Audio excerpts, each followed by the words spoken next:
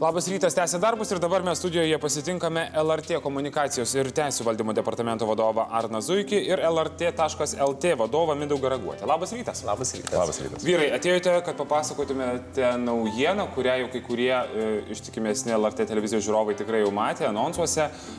Labai populiari laida Lietuvos tūkstantmečio vaikai yra labai žiūrima ir mūsų prezidentas Valdas Adamkus su ponia Alma įsitraukė ir dalyvauja, sakė, atsakinėja kiekvieną klausimą.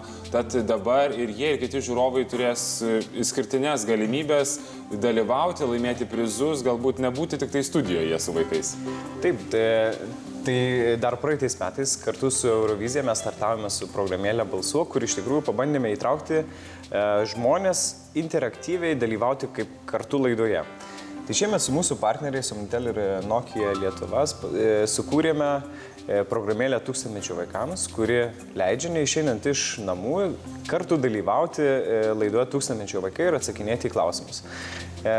Dažnai turbūt, kas žiūrėdavo laidą, dažnai kildavo klausimas, gal aš atsakysiu, ar, sakykime, ar aš esu geras ar blogas, tai, sakykime, tą programėlę galės iš karto atskleisti, nes kiekvienas klausimas, jisai atsiranda kartu su tiesiogiai, lygiai taip pat kaip ir eteryje atsiranda klausimai, juos atsakoma greičiau šiek tiek negu tūkstantmečio vaikų žaidėjai ir tada galime matyti laidos rezultatą, po to ir mėnesių rezultatą ir sezono rezultatą.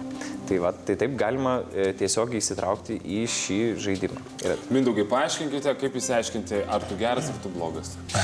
Pirmiausia, tai reikėtų šią programėlę parsisiųsti į savo išmanųjį telefoną. Nemokamai. Nemokamai. Tai Android prietaisams galite rasti Google Play programėlių turguje, o Apple prietaisams galėsite rasti App Store arba iTunes programėlių turguje. Tai kai jau parsisinčiate, galite įsidiegti į savo išmanųjį telefoną arba kitą prietaisą. Programėlė atrodo labai paprastai. Tuo metu laiku, kai žaidimas nevyksta, galite pasitreniruoti ir pamatyti, kaip atrodys pats žaidimas. Tai paspaudžiate tada treniruotę ir jums pasibandymų yra 40 klausimų. Ir kadangi šiuo metu vyksta laida su šeštokais ir galite įsitikinti, ar esate pakankamai geras, kad dalyvautum laidoje su šeštoku. Vėliau bus kitos klasės vyresnės ir klausimai šiek tiek sudėtingės. Koks dabar klausimas čia iššoko? Pakankamai sudėtingas. Yra, kurie spinduliai nėra elektromagnetiniai. A variantas alfa, B variantas rentgeno ir C ultravioletiniai. Taigi, aš tai spėju, kuris eina, gal tu nori? Žinau, bet nesakysi. Gerai. Pabandom kokį nors kitą klausimą. Gal bus šiek tiek lengvesnis mums visiems trims. Tai va, antrasis klausimas yra toksai. Kuris juvelyrinis akmuo yra sudarytas iš kalcio karbonato? Irgi toks vienas lengvesnių. 40 klausimų treniruotėje, taip? Tu pasitreniruoji. Pasitreniruojame, tada pasižymime nustatymuose priminimą kiekvieną penktadienį 18:45 kartu su laida jums ateis priminimas, kad štai jau metas žaisti, jūs pasiimate savo išmanų telefoną ir įsijungiate programėlę. Tuo pat metu, kai laidoje pasirodo klausimas laidos dalyviams, jūs gaunate klausimą ir dalyvaujate kartu su žiūrovais namuose. Taigi pasirenkate teisingą atsakymo variantą ir žiūrite, kokį rezultatą surinkote po laidos. Ir kaip yra vertinami tie rezultatai? Minėjote, kad pirmieji apdovanojimai jau po mėnesį. Taip, rezultatai vertinami iš tikrųjų iš kiek klausimų, kiek yra atsakymų, koks atsakymo procentas ir sekantis svarbus dalykas, kaip greitai atsakymai. Kiekvienas atsakymas yra fiksuojamas, kiekvieno vartotojo atsakymas yra fiksuojamas ir tada tie atsakymai yra susumuojami ir matosi, kuris yra geriausias. O ką dar norėjau pasakyti, Mindaugas užsiminė, kad tai yra dabar šita programėlė, nemokamai galima ją parsisiųsti iš Google Play ir App Store parduotuvių, bet netrukus jinai pasirodys ir dar kitose parduotuvėse nemokamai, tai Nokia telefonų turėtojams, tai Windows Phone platformai, Symbian ir Mingos platformos. Jeigu tu praleidi laidą penktadienį vakare išėjai į koncertą ar kiną, kas tada?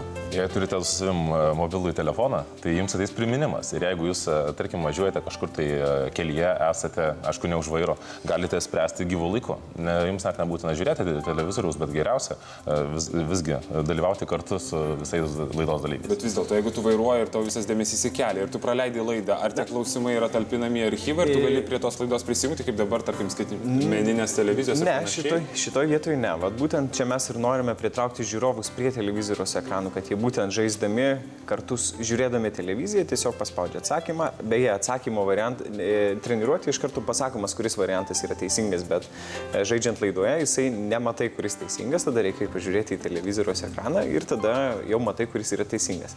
O beje, dėl tų taškų. Susumuojami mėnesio geriausias rezultatas ir geriausias rezultatas yra apdovanojimas.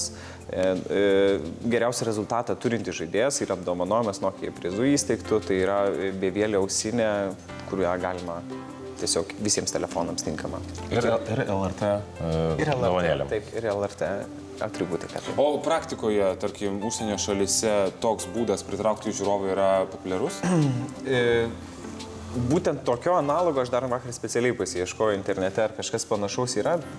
Šiaip neradau, greitai ieškodamas ir žinau, kad mūsų kolegos Europos transliuotojų sąjungos kaip tik dabar kalbėjo apie tai, kad jie ketina daryti tokią programėlę, kur galima atsakinėti į klausimus realių laikų, bet kol kas dar nepadarė, mes jau turime ir galime pasidžiaugti tuo. Ateities planai? Ateities planai, iš tikrųjų plėsime tą programėlę, pabandysime kažką daugiau padaryti, taip pat kursime ir naujas aplikacijas, balsuok tokio tipo ir įvairias. Iš tikrųjų norim įtraukti interaktyviai žiūrovus kartu, dalyvauti, žiūrėti televiziją ir turėti rankoje kažkokį prietaisą. O kadangi laida Labas rytas yra tiesioginė laida, tai čia irgi galima kažką sugalvoti, taip? Taip. Ačiū, kad atvykote, dėkui už naujienas. Ačiū Jums.